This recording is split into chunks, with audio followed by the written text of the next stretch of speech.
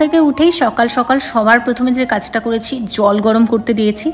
ঈশানী এই সবে মানে ঘুম থেকে উঠলো, এখনও মানে ও বিছানার মধ্যেই রয়েছে, ওঠেনি আর কি। তো আমি জল টল গরম করে প্রথমেই ঈশানীর জন্য জলটা ফ্লাক্সে নিয়ে নিচ্ছি। আমি মোটামুটিভাবে ঠান্ডা জল খেতে পারি, অভ্যেস যেহেতু আছে আমার ঠান্ডা জল খাবার। তো ঈশানীর জন্য এই যে জলটা দেখো ফ্লাক্সে নিয়ে নিচ্ছি। তো বলেছিলে কেউ আমায় কমেন্ট করে যে দিদিভাই ইলেকট্রিক কেটেলগুলো একটা নিয়ে নেবে। হ্যাঁ গো নেবো, কটা দিন ওয়েট করি তারপরে নেবো আর কি। যেহেতু ফ্লাক্স আছে ঈশানীর তো চলে যাচ্ছে, আর আমার ঠান্ডা জল খাওয়াতে সেরকম কোনো অসুবিধা নেই, তাই আপাতত ফ্লাক্সটা মানে ফ্লাক্সেই কাজ চালিয়ে নিচ্ছি। আর তারপরে যে দেখো একটু গরম জল করেছি, এটা হচ্ছে কিছুটা ওই বালতির মধ্যে দিয়ে দেবো, কারণ এরপর মুখ ধুতে হবে। তো এই জন্যই আর কি বেশ কিছুটা গরম জল করে আর এখন এই যে মুখ টুক ধুয়ে নেবো। বাই দ্য ওয়ে, কেমন আছো সবাই? আশা করছি সব অনেক ভালো আছো, সুস্থ আছো। সকলে সুস্থতা কামনা করে নতুন একটা ফ্রেশ ব্লগ শুরু করছি। পুরো ব্লগটা কন্টিনিউ দেখতে থাকো, আশা করছি তোমাদের অনেক ভালো লাগবে। তো আর আমি যখনই ব্রাশ করছি তো ঈশানী দেখেই ছুটে চলে এসেছে ব্রাশ করবে বলে, মানে আমার কাছে এসে বলছে আমিও ব্রাশ করবো। তো ওকে বললাম যে আচ্ছা ঠিক আছে দাঁড়াও, আমি প্রথমে করে নিই, তারপরে আমি তোমায় করিয়ে দেবো আর কি। তো অনেকে আমায় এটাও কমেন্ট করেছো দিদিভাই তুমি একটা কাজ করো, যেহেতু ওখানে ঠান্ডা জল তুমি বলো, তো হাতে একটা গ্লাভস কিনে নিও, ওই গ্লাভসগুলো পরে পরেই তুমি কাজ করো, মানে যে ডক্টর যে গ্লাভসগুলো হয়। তো আসলে নেবো আর কি, ঠিক করেছি নেবো, কিন্তু এই মুহূর্তে নিচ্ছি না, নেবো আর কি। তবে অনলাইনে অর্ডার করলেও হয় না, মানে কিছুদিন পরে আসে, তো তার জন্য আর সত্যিই নিতে হবে জানো তো। এখানের যে ঠান্ডাটা তো সেটা সহ্য করা যায়, মানে ঠান্ডাটা এতটাও মনে হয় না, ঠান্ডাটা সহ্য করা যায়, কিন্তু জলে হাত দেওয়া যায় না, জলটা এতটাই ঠান্ডা। তারপরে ওই যে আমি বলেছিলাম আমার মানে ঠান্ডা জল একটু অ্যালার্জি টাইপের আছে, হাতে লাগলে হাত ফুলে যায়, লাল হয়ে যায়। তো এটাই হচ্ছে প্রবলেম, না হলে ঠান্ডা যে খুব একটা বেশি সহ্য করা যাচ্ছে না এরকমটা না। আর অনেকেই কমেন্ট করেছো দিদিভাই তুমি একটা রুম হিটার নাও, রুম হিটার নাও। অবশ্যই রুম হিটার তো নিতেই হবে, নিতেই হবে বলতে মানে আজকে যখন এই ব্লগটা করছি তখন হয়তো আমার কাছে রুম হিটার নেই, তবে আমি রুম হিটার নিয়ে নিয়েছি এই মুহূর্তে, মানে যেহেতু ব্লগটা আমি একদিন পরে ভয়েস ওভার করছি, তো এই দিনই রাতে আমি হচ্ছে রুম হিটার নেওয়া হয়েছে আর কি। তো রুম হিটার হয়ে গেছে বাড়িতে, ওটা নিয়ে কোনো সমস্যা নেই। তো যাই হোক দেখো এই যে সমস্ত বাসন কুসনগুলো ধুয়ে নিলাম, আর কি ঠান্ডা জলটা, মানে জলটাই ঠান্ডা, এটাই হচ্ছে সব থেকে বড় ব্যাপার। আর কি বলতো, যেহেতু এখানে ঠান্ডাটা সেরকম কেন বুঝতে পারি না, কারণ রাতের বেলায় ধরো রুমের ভেতরে ঢুকে যাচ্ছি, এবার রুমের ভেতরে তো আর সেরকম ঠান্ডা মনে হয় না। আর দিনের বেলা বেশিরভাগ টাইমই ছাদে বসে বা রোদে বসে কাটিয়ে নিই, তার মাঝখানে রান্নাবান্না এইসব থাকে, তো এই জন্য অতটা মনে হয় না আর কি ঠান্ডাটা ফিল কর মানে সহ্য করা যায়। তো তারপরে যে দেখো ওইদিকে এক সাইডে চা বসিয়ে দিয়েছি, আর এক সাইডে হচ্ছে গিয়ে ঈশানীর জন্য একটুখানি ম্যাগি বসিয়েছি, কারণ ওকে সকালে জিজ্ঞেস করলাম মামা কী খাবে, তো ও বললো যে আমি ম্যাগি খাবো, তো তার জন্য ম্যাগিও বসিয়েছি। তো রান্না টান্না হয়ে যাওয়ার পর, রান্না বলতে চা আর ঈশানীর জন্য খাবার ব্রেকফাস্টটা হয়ে যাওয়ার পরেই এই যে গ্যাস ট্যাসগুলো একটু ভালো করে মুছে নিচ্ছি, কারণ ভালো করে মুছতে তো হবেই, নাহলে দাগ পড়ে যাবে, নতুন গ্যাস বলে কথা। তো প্রথম থেকে মুছে রাখলে জানো তো আর দাগ হবে না। তো তার জন্য যে দেখো এখন সুন্দর করে পরিষ্কার করব, করে ঈশানীকে নিয়ে ছাদে যাব। আর আমার একটা মানে অভ্যেস কি জানো তো, যখনই আমি চা বানাই আর বাড়িতে যদি কফি থাকে, অবশ্যই আমি চায়ের সাথে না একটুখানি কফি দিয়ে দিই। আমাকে এই টেস্টটা মানে খুব ভালো লাগে। কে কে আমার মতো এমন করো, চায়ের সাথে কফি মিশিয়ে খাও? আসলে ডিরেক্ট আমি কফি খাই না, কারণ শরীর গরম হয়ে যায়, তো তার জন্য না আমি চায়ের সাথে অল্প করে একটুখানি কফি মিশিয়ে নিই, আর ফ্লেভারটাও যেন একটু অন্যরকম লাগে, তো ভালো লাগে। ঈশানীকে বললাম দাও আমি খাইয়ে দিচ্ছি, ও বললো যে না না আমি নিজে খাবো।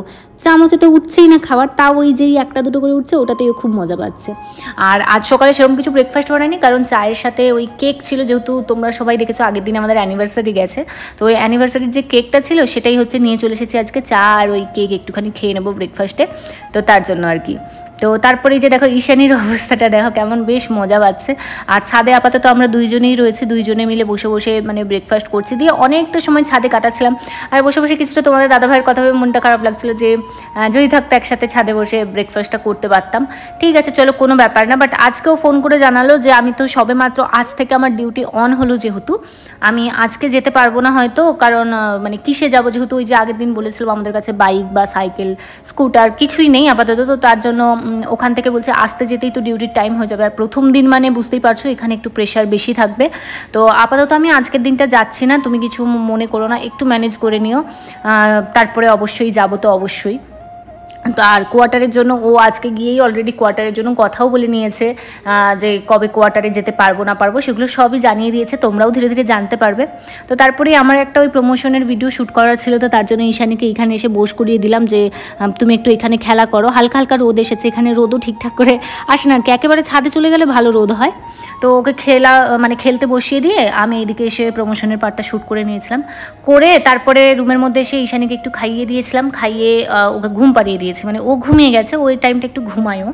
তো ওকে ঘুম পাড়িয়ে দেওয়ার পরে ওকে সুন্দর করে যে দেখো ব্ল্যাঙ্কেট দিয়ে ঢাকা দিয়ে দিলাম, দিয়ে চারিপাশ থেকে বালিশ টালিশ ঘেরে, যদিও বা নিচে শুয়েছে পড়ে যাওয়ার ভয় নেই, তাও আর কি যাতে ওর মনে হয় ওর কাছে ওর মা শুয়ে রয়েছে। তো সেইভাবেই আর কি ওকে এখানে ঠিক করে দিয়ে ওইদিকে এবার যাবো রান্না করতে।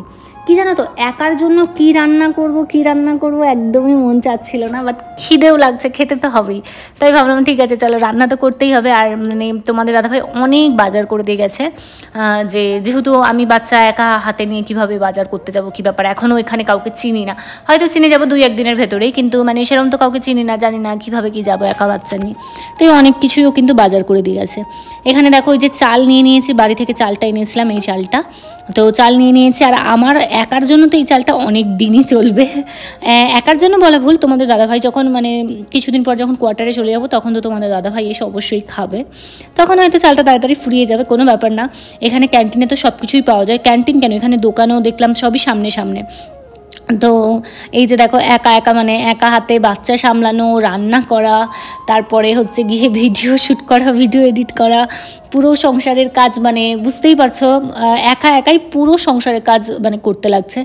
তবুও কি জানো তো, মানে সেরকম কিছু একটা মনে হচ্ছে না যে হ্যাঁ প্রচুর পরিশ্রম বা কিছু, কারণ যেহেতু একা তো অল্প রান্না, 15 মিনিটেই যেন রান্না হয়ে যাচ্ছে এরকম আর কি, খুব অল্প। আর তারপরে একটাই রুম, যেহেতু অত বেশি বড় তো রুম না যে ঝাড়ু দিতে ধরো আধ ঘন্টা লাগবে, তাও তো না, খুব তাড়াতাড়ি সব কাজ হয়ে যাচ্ছে, এর মাঝখানে রেস্টও পেয়ে যাচ্ছি।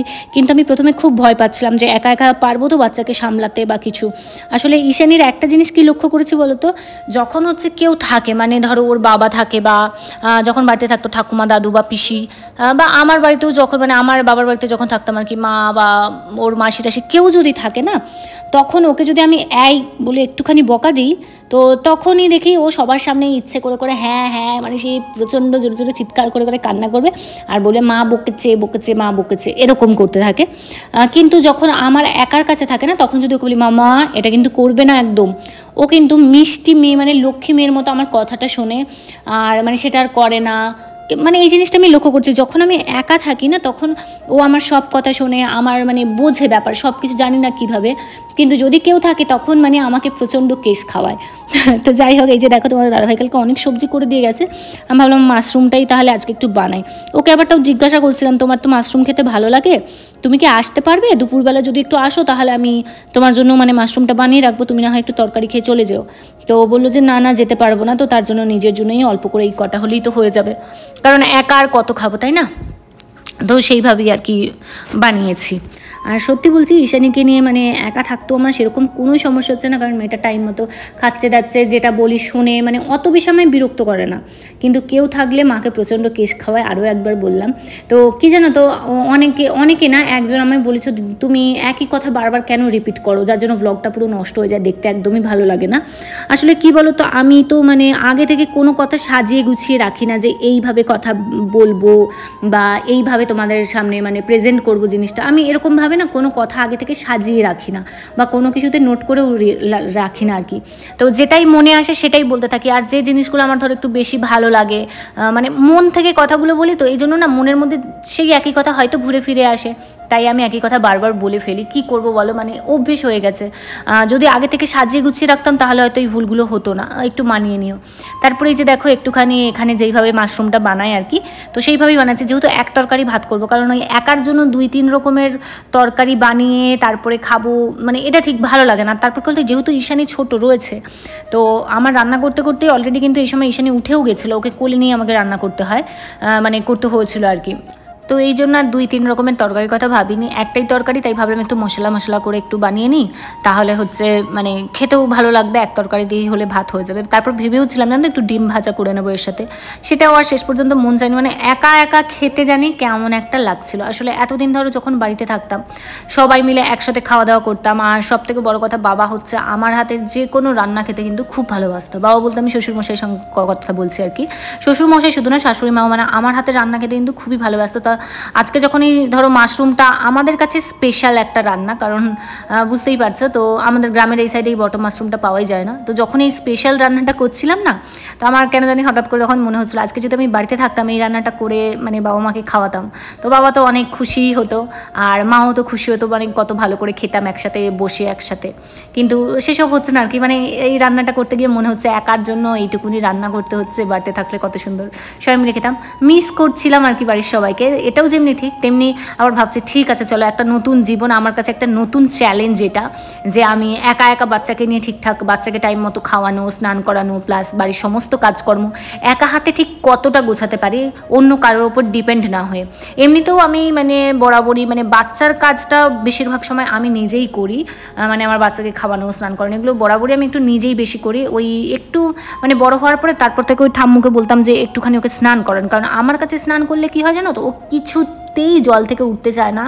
হ্যাঁ আমি ওকে হাজার বললেও ও শোনে না, আর ওর ঠাম্মু হলে ও কাঁদলেও পরে না, ওকে তুলে নিয়ে চলে আসে জোর করে আর কি, তারপরে আমার কাছে দিয়ে দেয়, দিয়ে দিলে পরে চুপ করে যায়, এরকম আর কি ব্যাপারটা হয়।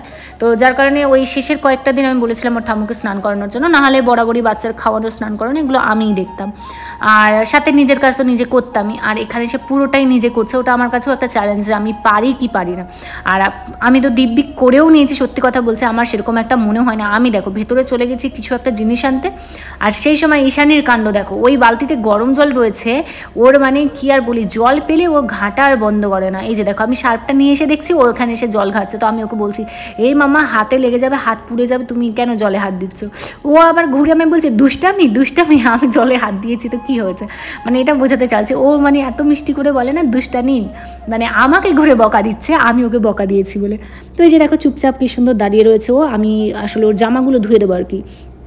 তো বেশি কিছু ধোবো না, এখানে অল্প অল্প করে ধুতে লাগবে, কারণ শুকাতেও বেশ সময় লাগে আর কি, এখানে সহজে কিন্তু যে কোনো জিনিস শুকায় না। তো একা একাই ভিডিও শ্যুট করছি, তো একবার এইদিকে ক্যামেরা অফ করতে আসছি, একবার ক্যামেরা অন করতে আসছি, এই হচ্ছে তার মাঝখানে কাজকর্ম, বাট সব কিছুটাই যেন না একটা মজায় কাটছিল আর কি, ইন্টারেস্টিং একটা ফিল হচ্ছিল যে একা একা আমি সত্যি পারছি সব কিছুটা করতে, কোনো কষ্টও মনে হচ্ছে না, মানে এতটুকু আমার কাছে না কষ্ট ফিল হয়নি যে হ্যাঁ আমি একা একা কী করে করছি, মানে যেন মনে হচ্ছে কাজই তো নেই, এই তো দিব্যি বসে আছি, এই তো দিব্যি বসে আছে, এরকম আর কি, একটু কাজ করছি তার মাঝখানে কিন্তু ভালোই রেস্ট পেয়ে যাচ্ছে, এরকম আর কি ব্যাপারটা।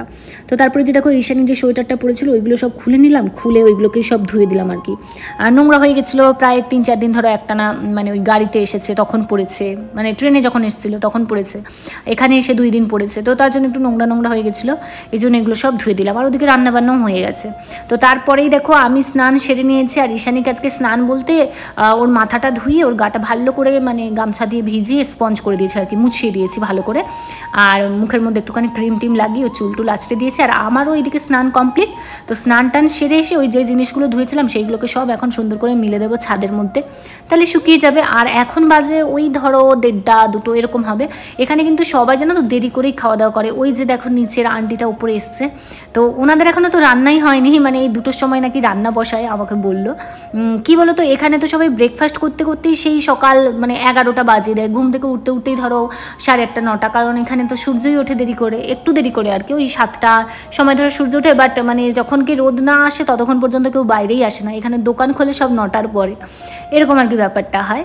তো আমরা যেহেতু ওয়েস্ট বেঙ্গলের মানুষ, তো আমাদের একটু তাড়াতাড়ি খাওয়া অভ্যাস, তো এই যে দেখো আমি স্নান টান সেরেই এখন নিচে গিয়ে আর কি খাওয়া দাওয়াটা সেরে নেবো। আমাকে বলছে এত তাড়াতাড়ি রান্না হয়ে গেছে, আমি বললাম যে হ্যাঁ ওই আন্টির সঙ্গে একটু গল্প করছিলাম, আর ঈশানী ওই আন্টির কাছে চলে গেছে আর কি।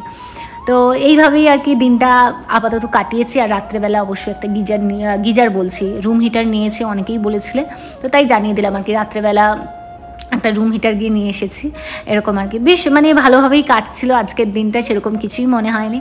তো চলো আজকের মতো ব্লগটা এখানেই শেষ করছি, আপাতত এখানে ছাদে জামা কাপড় মিলে নিই। তো দেখাবে পরবর্তী ভিডিওতে, সবাই সাথে থেকো, পাশে থেকো, love you all, tata bye bye. আর ব্লগটা কেমন লাগলো অবশ্যই